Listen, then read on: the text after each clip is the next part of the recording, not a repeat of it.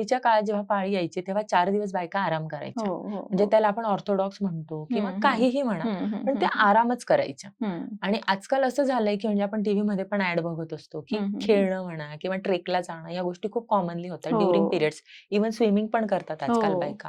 हं. तर हा 4 दिवसाचा हा जो वेळ आहे, तर यामध्ये अपानाची गती अनुलोमन असते. म्हणजे तो सगळं बाहेर काढण्याच्या दृष्टीने तशा प्रकारे शरीरात खूप वात वाढलेला असतो. हं, हं, हं, हं. आणि हा वाढलेला वात बॅलन्स राहावा यासाठी हा आराम सांगितलेला होता. हं, हं. आणि जेव्हा तुम्ही हा करत नाही, तर प्रत्येक वेळेस तो त्रास होणार आहे असं नाही.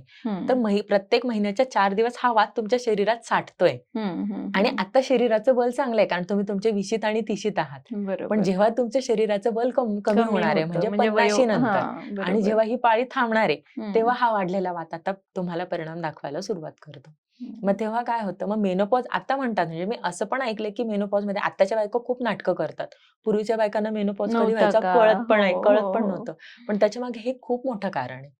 कारण हं. हा वर्षानुवर्षे साठलेला वात आत्ता शरीराचं बल कमी झाल्यानंतर हा वात त्याचं बल दाखवणार आहे. हं. की मग मी आता सगळंच करणार. मग मी आता जॉइंट पेन पण करणार, मी आता मूड स्विंग पण करणार, मी आता सगळाच त्रास हो. देणार. बरोबर. आणि तो सगळा आत्ता निघतो.